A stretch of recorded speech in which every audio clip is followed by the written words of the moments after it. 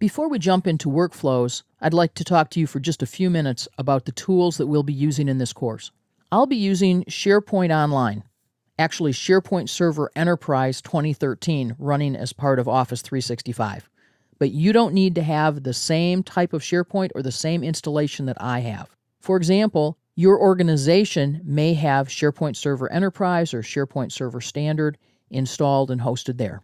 Or your organization might be using SharePoint Foundation, which is the most broadly distributed version of SharePoint because it comes packaged with Windows Server. So organizations that have a Windows Server already have SharePoint Foundation, and they could use it.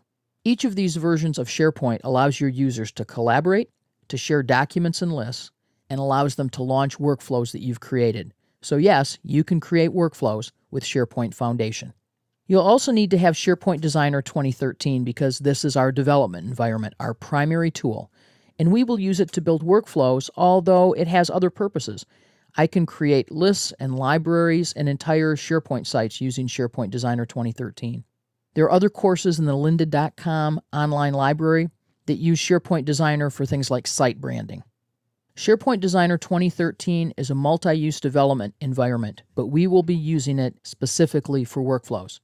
By the way, if you have a prior version of SharePoint Designer 2007 or SharePoint Designer 2010, those won't work.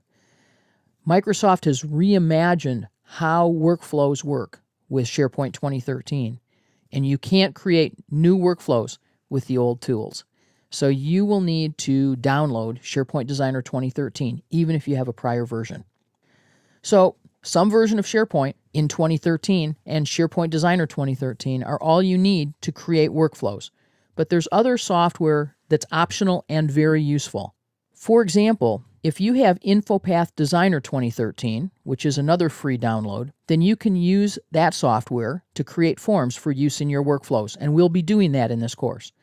The forms you create can be filled out by users who are using InfoPath Filler. But depending on the version of SharePoint you're using, you may also be able to create and host browser-based forms using InfoPath. If your organization uses SharePoint Server 2013 Enterprise on premises or online, then it also includes the ability to have what are called services, things that are hosted on the server. One example of a service is Excel services, which allows users to access large workbooks or to work with Excel even if they don't have it on their computer because it's being hosted on the server.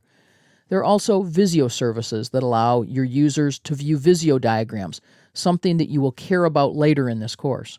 But from our point of view, there's one service we care about more than any other in this regard, which is the ability to be able to host InfoPath forms in a browser. So if you are using SharePoint Server Enterprise on premises or online, then you can create forms that your users can open in a browser. This means that you don't have to worry about each of them having InfoPath Filler on their computers.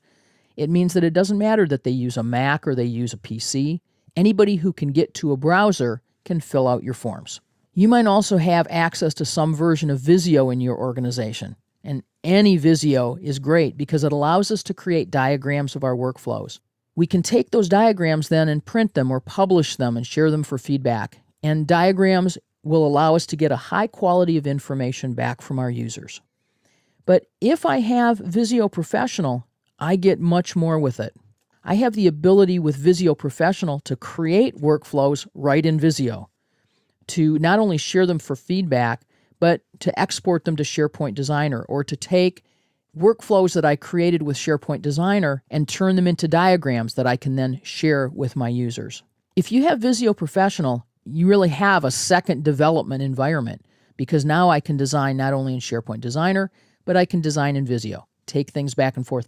And there's one more thing that's really cool about Visio. Many organizations have a built-in pool of current or past Visio users, maybe people in engineering or some business analysts, some folks in IT, or some folks in marketing and creative. And any of those folks can create workflows using Visio. So they can start a workflow in Visio Professional and then save it and give it to you so that you can do more work with it if you wish in SharePoint.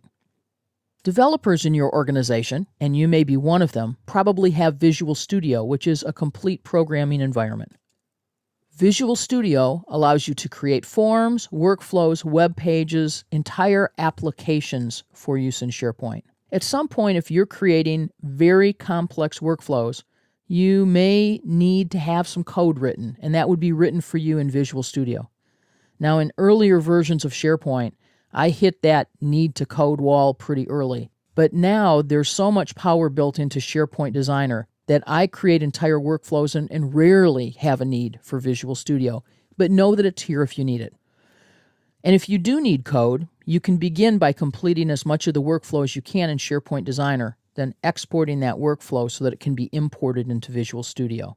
Remember, though, that despite all of these tools, and you may have a number of them already, the only thing you will absolutely need in this course is some version of SharePoint 2013 and SharePoint Designer 2013.